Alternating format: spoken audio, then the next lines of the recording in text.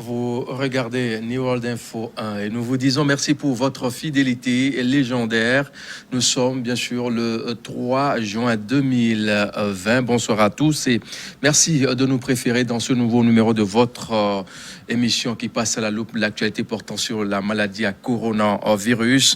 Pour le compte de ce numéro, nous recevons Dr Wembo Belei Alatoko. Elle est bien sûr médecin commandant, directrice de l'Institut national d'hygiène. Avec elle, nous allons bien sûr passer à la loupe pour l'actualité portant sur le domaine concrètement en ces temps de crise sanitaire et le thème Covid-19, de la fiabilité des tests et de dépistage. Avec elle, nous allons essayer de passer à la loupe pour tout ce qui en est de concret concernant bien sûr ce thème. Bonsoir, mon commandant, et merci d'avoir répondu à notre appel ce soir.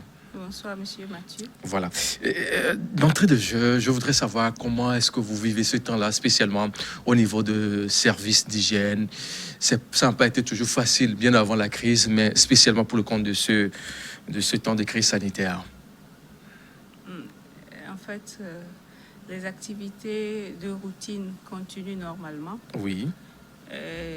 À ces activités de routine, il y a cette activité spécifique dû au coronavirus qu'il faut mener au quotidien et de façon plus accélérée que ce que nous faisons de façon routinière. Alors, ce qui veut dire que, à part le quotidien que vous avez, de par le passé, s'ajoute encore les tralala, bien sûr, de ces temps de crise sanitaire. Alors, comme nous l'avons bien sûr annoncé à l'entame de cette émission, notre thème porte bien sûr sur la fiabilité et les tests de dépistage. C'est quoi concrètement quand on dit en dépistage? Il s'agit de quoi? Le dépistage, c'est le fait de rechercher au sein d'une population donnée une anomalie ou une maladie donnée. Oui. Et cette recherche peut se faire de plusieurs manières.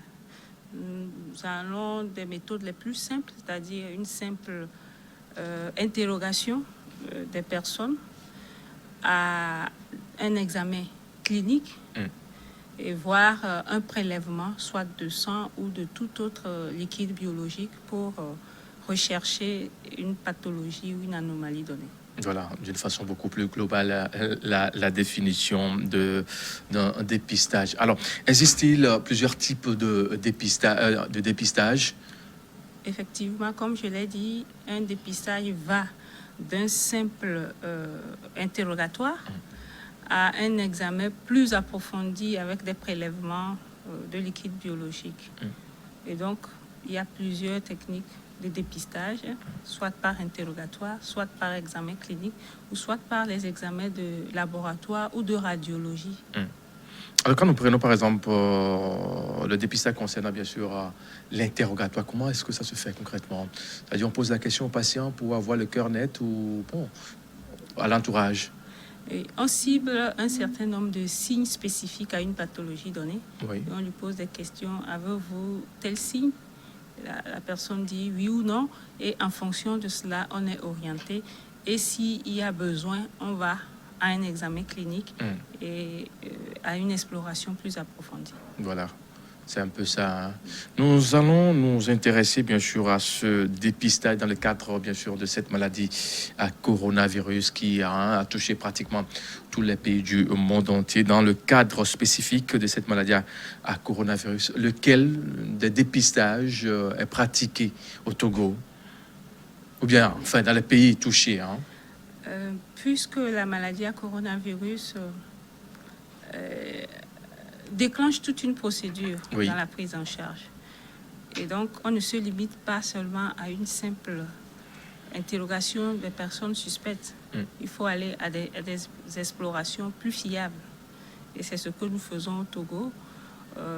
On soupçonne quelqu'un sur la base de l'interrogation et il faut prélever soit au niveau des narines, soit au niveau de la gorge pour faire le test au laboratoire afin de confirmer que la personne est effectivement atteinte du Covid-19. Et c'est de quel dépistage ça, quand on fait le prélèvement au des narines, de la gorge? Comment est-ce que vous appelez ça?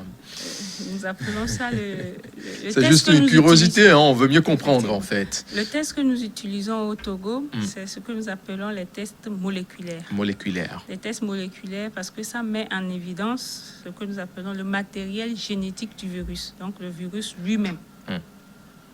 Donc une partie de son patrimoine génétique qui est mis en évidence par les tests moléculaires. Mais à côté, nous avons d'autres tests qui jusqu'à maintenant ne sont pas encore utilisés au Togo, pour la prise en charge des cas, ce que nous appelons les tests sérologiques, qui mettent en évidence la réponse de l'organisme humain face au Covid-19. Et cette réponse de l'organisme humain, c'est la production des anticorps. Et puisque la production de ces anticorps peut prendre le temps, et alors que nous, au Togo, nous voulons avoir des cas neufs, entre guillemets, pour pouvoir les extirper de la population générale et les prendre en charge, donc nous utilisons les tests moléculaires qui mettent en évidence le patrimoine du virus au détriment des tests sérologiques qui nous donnent seulement la preuve que cette personne a été à un moment ou à un autre en contact avec le virus. Est-ce qu'il peut arriver qu'on pratique les deux types de tests de dépistage? Si tout est question des objectifs fixés, comme je vous l'ai dit, pour le moment, l'objectif des autorités sanitaires togolaises, c'est de pouvoir extirper à temps tout cas confirmé de Covid-19 et les prendre en charge. Donc, quand on fait le test moléculaire et que c'est positif, cela signifie que la personne est en phase active de l'infection et qu'elle peut contaminer les autres. Puisqu'on vise à rompre cette chaîne de transmission, donc c'est cette méthode-là qui est utilisée. Par contre, l'autre méthode qui met en évidence les anticorps, c'est-à-dire la réponse de l'organisme humain, peuvent être utilisées pour tracer l'historique d'une personne qui aurait été en contact à un moment donné avec le virus. Et ça, on peut l'utiliser au sein d'une population qui a vécu avec un cas confirmé à un moment donné. On peut aussi l'utiliser pour ce que nous appelons des études sérologiques pour voir quel est le degré d'extension ou de pénétration du virus au sein d'une population. D'une communauté donnée. Alors, nous allons nous intéresser maintenant à la fiabilité du test de dépistage dans tout son ensemble. Est-ce qu'on peut être rassuré de la fiabilité de ces tests-là? Au vu de ce qui se fait dans le pays, on sait qu'au Togo, on détecte des cas au jour le jour. On se dit, bon, c'est ce qui veut dire qu'il y a un bon travail qui se fait. Mais en tant qu'un profane peut-être ou un curieux qui veut mieux comprendre, est-ce qu'on peut être sûr que tout ce qui se fait actuellement est rassurant? On n'aura plus de soucis à se faire dire que bon, ce test-là n'a pas été vraiment, ou bien on s'est trompé de cible, ou il s'est passé une mauvaise manipulation. Voilà, dans tout son ensemble, pour ne pas détecter un cas positif ou bien celui qui n'est pas positif, qui est déclaré positif. En fait, ce qui se passe actuellement dans les laboratoires du Togo pour ce qui est de la confirmation du Covid-19, c'est pas quelque chose d'inhabituel. Tout se passe dans un contexte de ce que nous appelons le management de la qualité. Et le management de la qualité exige un certain nombre d'exigences vis-à-vis des tests que nous réalisons dans les laboratoires. Et cela va du prélèvement que nous faisons jusqu'au rendu des résultats. Et toutes les tâches réalisées pendant toutes ces phases-là sont tracées et réalisées par des personnes qualifiées. La qualification, c'est la formation de base, c'est la formation continue et c'est des mises à jour aussi régulières. Donc pour le cas du Covid-19, au départ, ce n'était que l'Institut national d'hygiène de Lomé qui faisait le diagnostic parce que nous avions cette expertise depuis plusieurs années de manipuler tout virus respiratoire, c'est-à-dire des virus qui infectent l'appareil respiratoire, et les virus grippaux et aujourd'hui le Covid-19, le nouveau coronavirus. Et donc, c'est plus ou moins une activité de routine réalisée par des personnes déjà qualifiées. Ce sont des habitués de terrain. Qui sont des habitués. Il n'y a rien de nouveau pour eux. Et qui ont eu cette chance-là aussi, avant qu'on ne détecte le premier cas au Togo, de faire une formation spécifique au nouveau coronavirus, organisée par l'Organisation ouest-africaine de la santé. Et donc, avec un staff aussi formé et dans un cadre global de management de la qualité, dans lequel sont inscrits tous les laboratoires de biologie médicale du Togo, on ne peut être que rassuré par les résultats qui seront rendus par ces laboratoires. Ça, c'est d'un. De deux, les tests que nous obtenons ou que nous acquérons pour la confirmation de Covid-19, ce sont des tests que nous prenons le temps de qualifier, entre guillemets. On les compare avec les tests antérieurs que nous avions utilisés pour s'assurer que les résultats que donneront ces nouveaux tests sont comparables à ceux-là qu'on a déjà donnés il y a quelque temps. Donc, nous faisons ce que nous appelons la vérification de tous les tests avant de les utiliser à grande échelle. Ça, c'est de deux. De trois, nous faisons ce que nous appelons le contrôle qualité interne. Donc, en passant les échantillons des cas suspects, nous nous assurons, en insérant dans la même série, c'est-à-dire dans le même groupe d'échantillons que nous manipulons, des échantillons dont on connaît les résultats. Et à la fin, on va s'assurer que les résultats que nous allons donner sont ceux-là qu'on est censé avoir pour ce qui concerne les échantillons dont on connaît déjà les résultats. Et le dernier élément, c'est que les organisations internationales ont mis en place ce que nous appelons les évaluations externes de la qualité. L'évaluation externe de la qualité, c'est qu'on vous envoie des échantillons dont vous ne connaissez pas les résultats, vous manipulez à l'aveugle et vous envoyez à l'organisateur qui va vous classer avec les autres qui ont eu à manipuler les mêmes échantillons que vous. Et donc, pour Covid-19, il y a de cela quelques jours, nous avons reçu des échantillons que nous avons manipulés. Nous avons envoyé les résultats et nous avons envoyé les résultats de nos manipulations. Oui. Nous attendons la classification. La classification pour avoir le cœur net. Alors, entre-temps, sur ce même plateau, là où vous êtes assise, j'ai reçu docteur Aoussi Sossinou Aoussi, le secrétaire général du ministère de la Santé, de l'Hygiène publique, qui a dit qu'il y a une partie du service d'hygiène qui est en train d'être délocalisée à Kara, dans le nord du pays, pour pouvoir bien prendre en charge tout ce qui se fait à ce niveau. Mais une question demeure, on a toujours ce petit doute-là, ce petit tâtonnement. On se dit, est-ce que ceux qui sont à Kara, ils feront quand même du bon boulot comme ceux qui sont à Lomé? Que dites-vous par rapport à ce petit doute-là que nous émettons au jour le jour, un profane qui veut mieux cerner le fond de ce qui se fait actuellement à Kara? Il n'y a pas de doute à avoir. Je dirais que l'équipe de Kara va même à une vitesse plus vertigineuse que celle de Lomé. Parce que celle de Lomé a commencé au moment où on n'avait pas suffisamment de cas et elle a eu le temps de s'accoutumer à la vitesse de croisière à laquelle on est actuellement. Mais à Kara, ils ont commencé immédiatement avec une vitesse de croisière. Et sur les environ 21 000 tests que nous avons déjà réalisés, l'équipe de Kara a déjà réalisé 3 000 tests en 2 semaines. C'est comparé à ce que nous avons réalisé à Lomé en plusieurs mois. L'autre élément, c'est que c'est la même équipe que celle de l'Institut national d'hygiène de Lomé. Nous faisons des rotations. Okay. Chaque semaine, il y a une équipe qui va à Kara, qui s'associe à une équipe qui est fixée à Kara. pour que les manipulations se fassent dans les mêmes conditions qu'à Lomé. Et ce sont les mêmes réactifs qui sont utilisés aussi à Kara.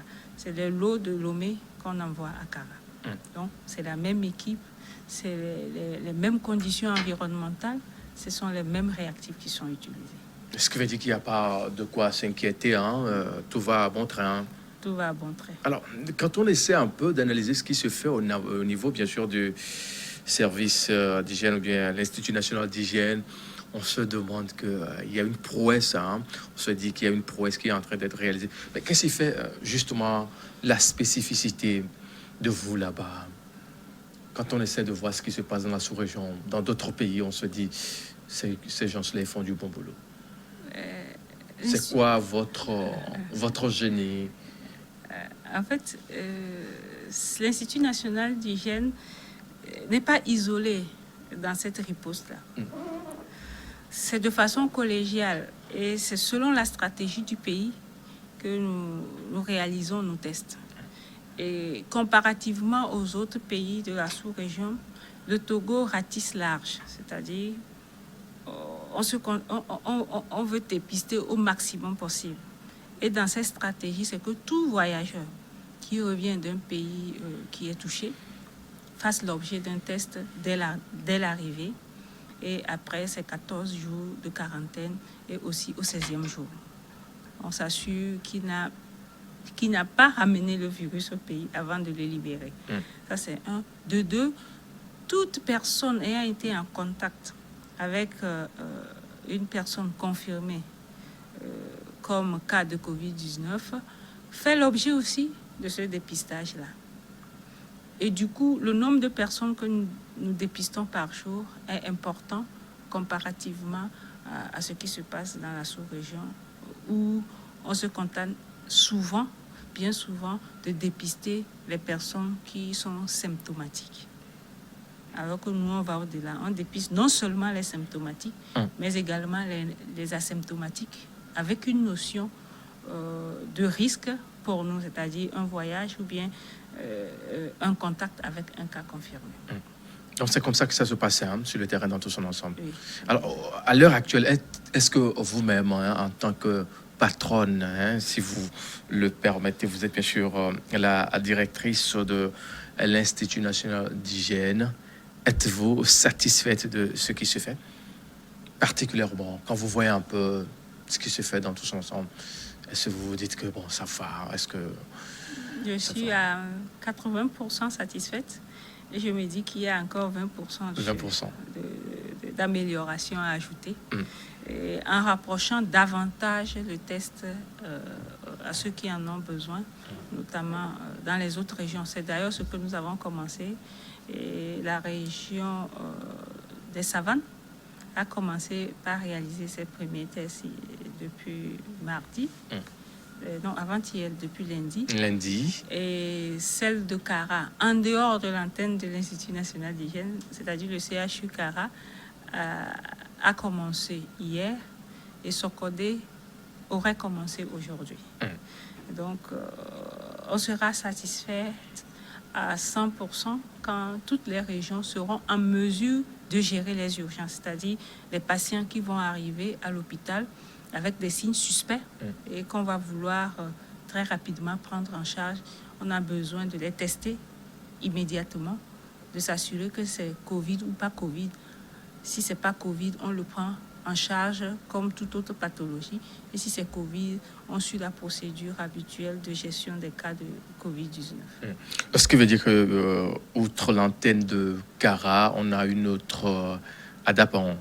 Oui, c'est le laboratoire du CHR de Dapan qui disposait déjà d'un équipement donné. Et donc, le gouvernement a acquis, avec l'aide des différents partenaires, un réactif spécifique à ces équipements-là qui existent déjà. Et donc, cela permet à ces labos, les CHR, de pouvoir tester les cas urgents. Également à Sokodé, Oui, à Sokodé. À Sokodé aussi. Et les prochaines étapes seront à Tapamé, Palimé et Tchévié. Voilà, à Tapamé, Palimé et Tchévié dans les prochains jours. Parfait. Messieurs, mesdames, si vous nous choisissez que maintenant vous regardez votre émission, le rendez-vous qui passe à la loupe, l'actualité portant sur la maladie à coronavirus. Et notre invité ce soir, docteur Wembo Belei Alatoko, elle est bien sûr médecin commandant, directrice de l'Institut national d'hygiène. On va devoir jeter un coup d'œil sur les chiffres, les statistiques d'hier publiées par la cellule d'information de la maladie à de la riposte à la maladie à coronavirus au Togo.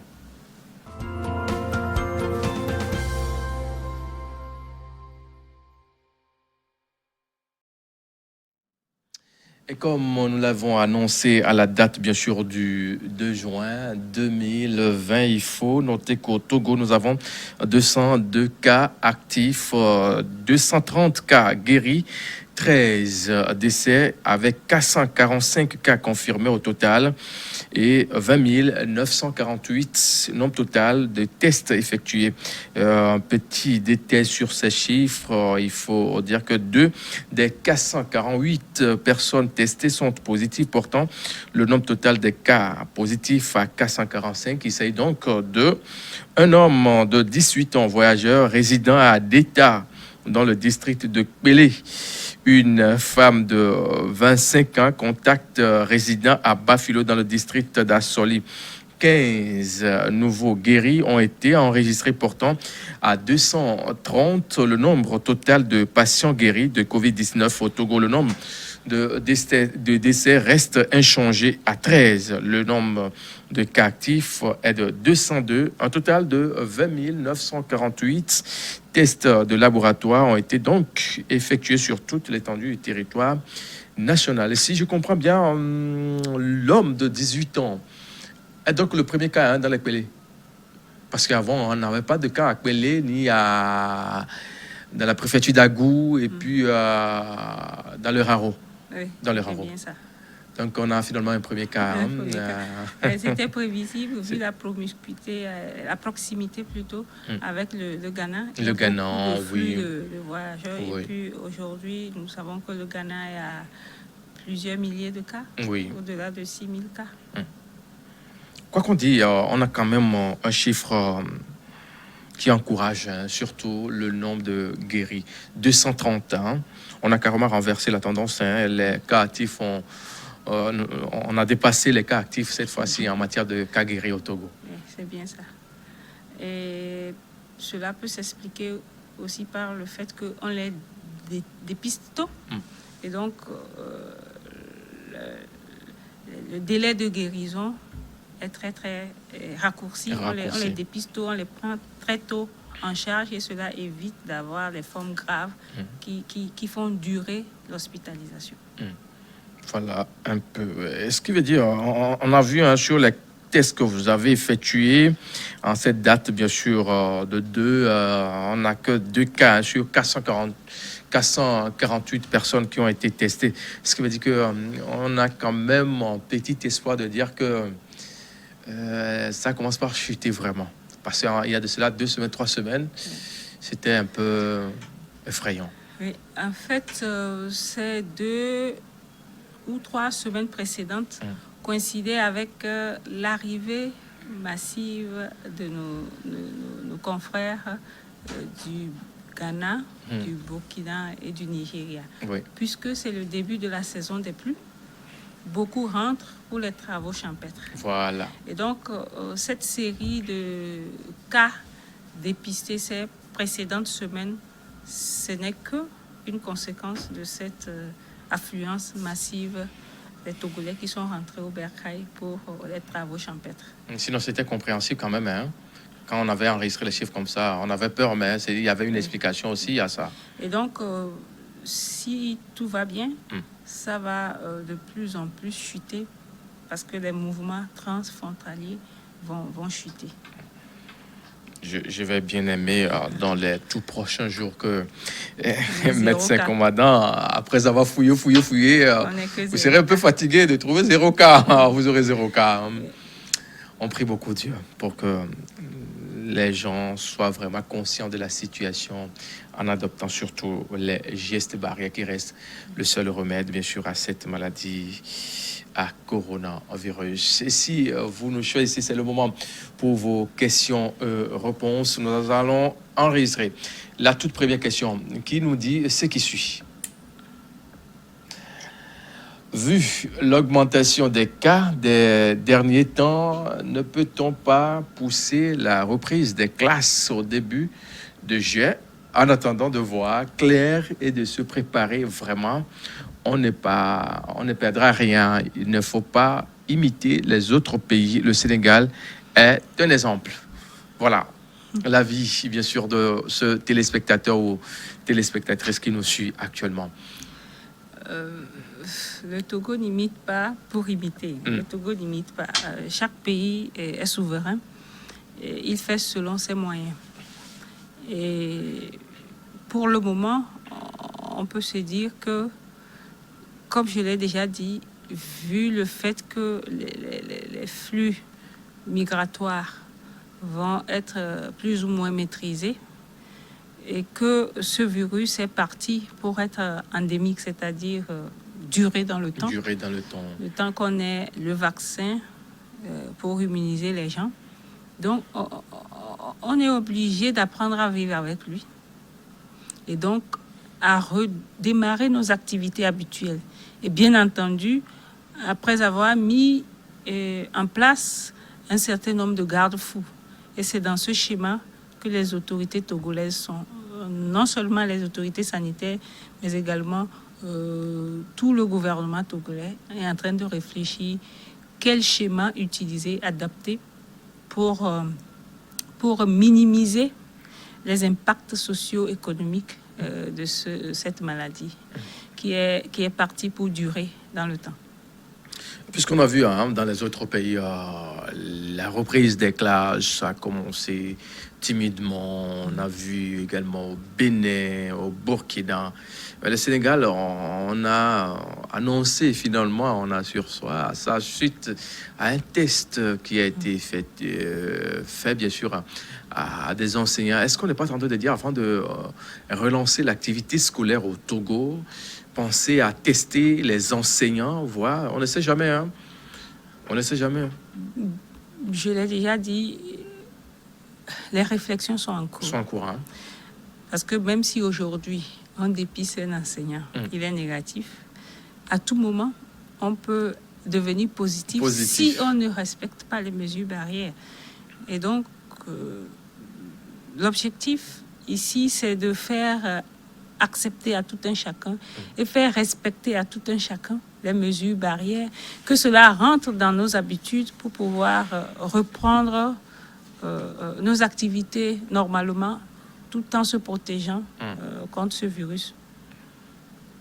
On est appelé à vivre avec la maladie, hein? Et cela nous amène à changer beaucoup d'habitudes. Oui. Fait de se serrer la main à tout bout de champ, petit câlin, ou de manger les mets salés et sales, ouais. Les arachides sans se laver les mains. Voilà. Ben, on vous dira même pour de se moucher, se moucher sans mouchoir. Oui. On est habitué là. C'est un peu à l'africain, à l'état naturel là. Hein? Je crois que tout ça là, on doit arrêter pour barrer la route à cette évolution du Covid-19. Du Covid-19. On va à nouveau prendre une nouvelle question. Bonsoir. Présentement, le Togo a commencé par utiliser le produit malgache. Quelle est la compétence par rapport à la chloroquine? Je ne sais pas si il vous est arrivé quand même d'avoir des informations sur ça, hein. Au niveau du CHR à l'intérieur du pays, le Togo entend une cinquantaine de boîtes du fameux produit Covid Organics malgache. Quand on a commencé là, est-ce qu'on a quand même... Bon, le schéma thérapeutique du Togo, c'est essentiellement de la chloroquine et de l'azithromycine. Oui. Et cela fait ses preuves, même si nous l'observons de façon empirique seulement. Il va falloir beaucoup de recul pour pouvoir mesurer cette efficacité-là. Mais le fait est là. On a quand même de bons taux de guérison, peut-être liés à l'utilisation de cette chloroquine-là. Parfait. Voilà ce qu'on peut dire par rapport à cette question. Nous allons évoluer bien sûr dans l'émission et prendre une nouvelle question avec nos amis téléspectateurs. Bonsoir messieurs, merci pour l'émission. Merci à vous aussi pour la fidélité. Quel conseil aux gens qui ne croient pas au virus Covid-19? Il y a des gens qui ne croient pas. Hein? Est-ce que ça continue, ceux qui ne croient pas? On a toujours des symptômes. Des gens qui se disent, est-ce que c'est pas peut-être... peut-être les amener au centre de traitement pour qu'ils voient de visu. Il faut qu'on commence par peut-être organiser des visites enfin, pour voir réellement. Hein, les gens demeurent toujours dubitatifs sur cette question-là. Quand bien qu'on passait... personne là, à la télé, les images, ils ont ça, mais... Ils sont dubitatifs parce que la plupart du temps, cette pathologie-là est asymptomatique. Mais les malchanceux, il y a certains malchanceux qui vont jusqu'à mourir. Oui. Et donc, il faut qu'ils voient ces gens-là en train de vivre leur détresse respiratoire jusqu'à en décéder. Ce qu'on ne les souhaite pas. Oui, hein. Vraiment, c'est ce qu'on ne souhaite pas. C'est qu'ils croient, mais c'est une réalité. On ne peut plus la nier maintenant. Elle est là, elle s'est installée pour longtemps. On va faire avec. Parfait. On évolue, bien sûr, dans l'émission de ce soir. Et la question suivante nous dit: bonsoir, monsieur. Ma question à l'endroit du docteur est celle-ci. Je voudrais mieux comprendre le fait qu'une personne qui conduit son véhicule personnel et seule dans le véhicule porte un masque cache-nez. Oui, c'est un fait qui est aussi remarqué ou remarquable aujourd'hui dans la circulation. On voit des gens seuls dans leur véhicule ou sur leur engin à deux pieds qui portent des masques. On se demande réellement quand est-ce qu'il faut porter ce masque-là. Quand bien qu'on sensibilise au jour le jour, il y a toujours de petits tâtonnements par moment. Donc, le téléspectateur voudrait avoir le cœur net. Hein. Quand on est seul dans la voiture, on porte le masque ou on laisse d'abord quand on veut être en public. Mais ce que je sais, c'est quand on veut être en public. Oui, c'est quand on veut être en public. Mais je comprends ceux qui sont au volant avec leur masque. Ils ne savent pas à quel moment ils seront amenés à être en contact avec quelqu'un. Ça peut être un feu optique où ils sont amenés à s'arrêter et peut-être quelqu'un qui va les interpeller. Et donc, c'est pas en ce moment qu'il faut qu'ils aillent chercher leur masque. Donc, ça peut arriver qu'on voit les gens à bord de leur véhicule avec leur masque. Mais les masques sont là pour créer une barrière entre soi et celui qui est en face de soi. Donc, s'il n'y a pas de risque de croiser quelqu'un en face de soi à une distance de moins d'1 mètre, c'est pas recommandé de porter le masque. Mais on peut aussi être amené à porter le masque quand on est à un endroit de grande fréquentation pour éviter que nos sécrétions ne souillent la surface qui sera utilisée par d'autres personnes. Parfait. Même s'il n'y a personne. Au marché, par exemple, il faut porter il faut porter les masques au marché, oui, même dans les centres hospitaliers, les structures sanitaires également, bien parce que entendu, c'est un milieu très fréquenté. C'est très fréquenté. C'est un milieu très fréquenté. L'occasion pour moi quand même de jeter des fleurs, surtout sans épines, à ces autorités qui travaillent d'arrache-pied. Quand j'ai fait un petit tour ce matin au CHU Sylvanus Olympio, j'ai pu constater ça et là. Des dispositifs de lave-mains qui sont là, des gens qui sont vraiment conscients, qui portent leur masque. Quand quelqu'un veut déconner un peu, on dit attention, il faut mettre ton masque. Oui. Va te laver les mains. Voilà. Je me dis, ça... C'est bien ça. C'est bien ça. Il faut se préparer à vivre avec la parce maladie. qu'on ne sait même pas d'où viendra le danger. Et il faut apprendre à avoir de bons réflexes. Porter les masques quand il faut, se laver les mains le plus fréquemment possible et opter une distance sécuritaire quand on veut s'adresser à celui qui est en face de lui. Parfait. On va prendre de nouvelles questions sur notre plateforme. Bonsoir, docteur. Quel vaccin utilise le Togo pour guérir les gens de Covid-19? J'ai l'impression que le Togo guérit rapidement cette maladie. Merci. J'avais déjà dit cela. Oui. C'est aussi une des conséquences du dépistage rapide que nous faisons et de la mise sous le traitement rapide que le Togo fait. Donc cela permet de vite éliminer le virus et de déclarer la personne guérie. Donc c'est comme ça que ça se passe, hein? Oui, en réalité. Donc il n'y a pas un vaccin, non? Non, pas de vaccin. Oui, bon, puisque c'est le téléspectateur qui le dit. Hein? Il n'y a pas de vaccin qui soit disponible jusqu'à maintenant. Et les traitements qui sont là, c'est des traitements qui sont aussi en cours d'expérimentation. Et c'est ce que nous faisons au Togo. Et pour le moment, ça marche. Parfait. Nous allons poursuivre dans cette émission. On va prendre une nouvelle question sur notre plateforme. Bonsoir à vous. Le professeur insiste sur la sensibilisation dans les lieux reculés alors que la circulation inter-préfecture est interdite. Merci et bonne émission. Alors que la circulation... La circulation, oui. La circulation. Non, la circulation est interdite entre les préfectures qui sont touchées.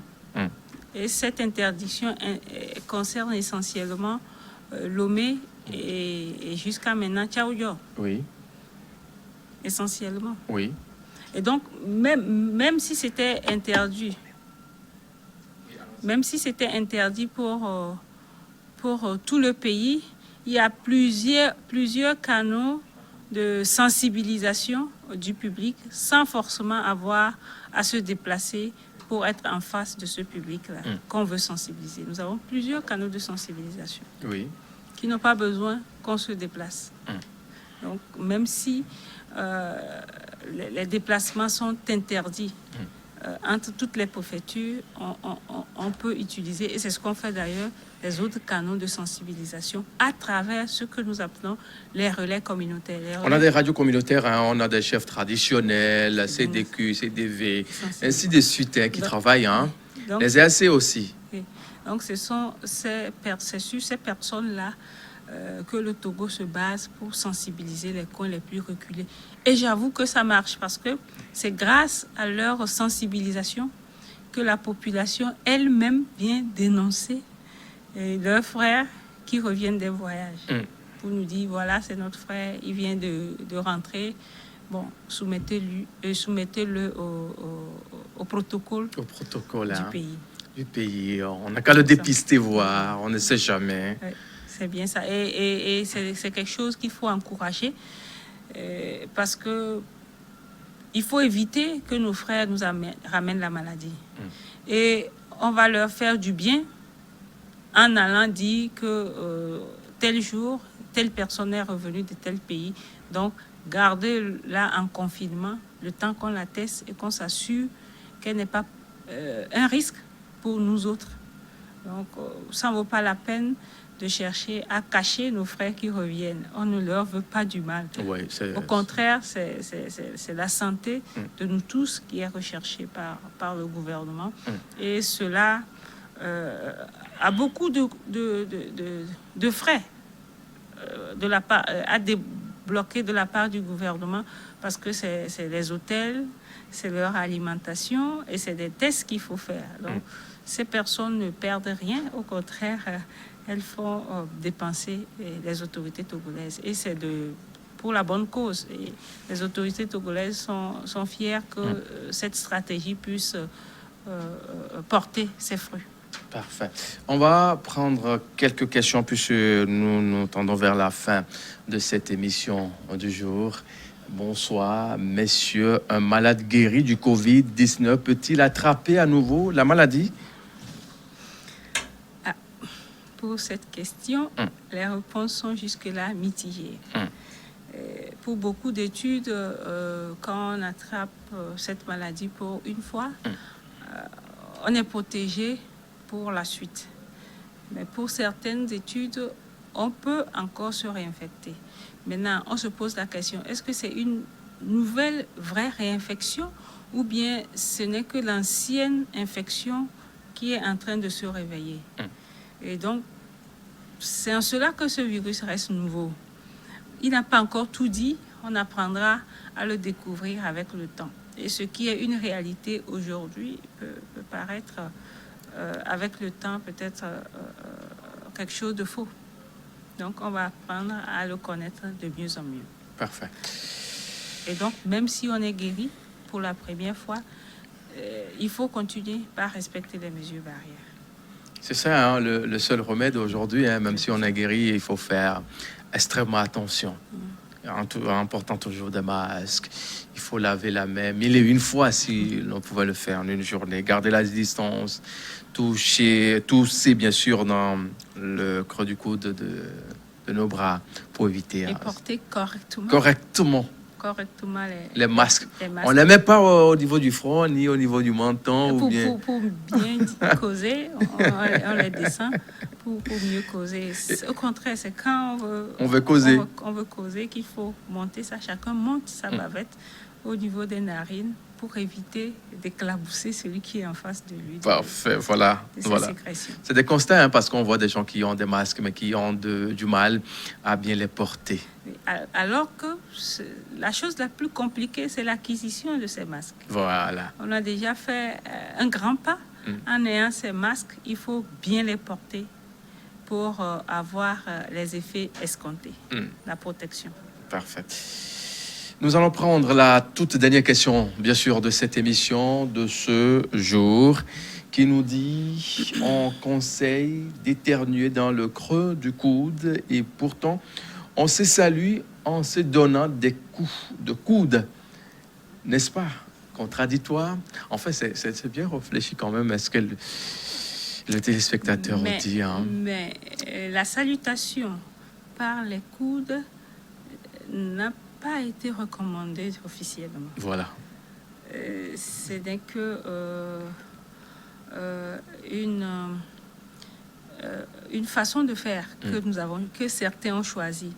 Il est préférable d'ailleurs de se saluer avec les pieds, où il n'y a aucun risque par rapport au Covid-19, plutôt que de se saluer avec les coudes, parce que là même avec les coudes, certains cherchent à ouvrir dorénavant les portes avec les coudes, à les fermer avec les coudes. S'il faut continuer par se saluer avec les coudes et ensuite après éternuer dans les coudes, il vaut mieux simplement éternuer dans les coudes et se saluer si besoin avec les pieds. Sinon, on n'est pas obligé de se toucher en se saluant. De se toucher en se saluant, bien sûr, avec les coudes. C'est bien dit. Hein. Je pense que le téléspectateur qui a posé la question a le cœur net par rapport à ce qu'il dit, mais c'est aussi très convaincant ce qu'il a dit. Évitons toujours cette manière-là de se saluer par les coudes. Non, on n'est pas obligé de se toucher. Le mal n'est pas très loin de nous. Hein. Le mal nous guette à tout bout de champ. Madame la directrice, voilà, de l'Institut national d'hygiène, on est déjà à la fin de l'émission. On aimerait peut-être avoir un dernier mot de votre part. On ne le dira jamais assez. Et nous sommes partis pour vivre avec Covid-19 pour longtemps. Et changeons foncièrement nos habitudes. Beaucoup plus de propriété dans ce qu'on fait. Hygiène par rapport à la toux, à l'éternuement, le lavage des mains, le plus fréquemment possible, et éviction de tout contact. Et aider aussi les autorités togolaises dans cette stratégie de dépister tous les voyageurs en facilitant la découverte de tout voyageur qui rentrerait de façon clandestine dans une localité donnée. Donc, aidons les autorités togolaises à nous assurer une bonne santé pendant que des recherches continuent pour la découverte d'un vaccin qui va nous protéger, nous tous. Parfait. Merci beaucoup d'être passé sur ce plateau pour le compte de cette émission de ce jour. Je vous remercie et ce fut un plaisir pour moi d'être avec vous sur ce plateau. Merci bien. Je rappelle que vous êtes bien sûr Madame Ouembo Belei Alatokor, bien sûr médecin, commandant, directrice de l'Institut national d'hygiène. Et nous vous souhaitons bien sûr un bon retour et bon travail toujours. Merci, Monsieur Mathieu. Au plaisir. Au plaisir également. Messieurs et dames, nous sommes pratiquement à la fin de cette émission. Et si vous nous suivez tous les jours, c'est grâce à une équipe très compétente qui travaille d'arrache-pied dans les coulisses pour que vous puissiez nous suivre. Elle autre, elle s'appelle Rebecca Vessou. Elle est bien sûr au prompteur et caméra. Et au niveau de la réalisation, nous avons bien sûr Monsieur Yamadiako Olivier qui s'occupe bien sûr de nos images pour nous donner un peu plus de beauté sur la coordination questions-réponses qui sont bien sûr posées à nos invités sur le plateau. Lui, c'est son boulot. Seignon, Amaglo et au son, bien sûr, nous avons le grand Timothée Sossou et à la réalisation, coordination générale, nous avons Sylvain Adigli. Très bonne suite de nos programmes et ce sont eux qui ont réussi à fabriquer cette émission que vous avez suivie ce jour. Au revoir.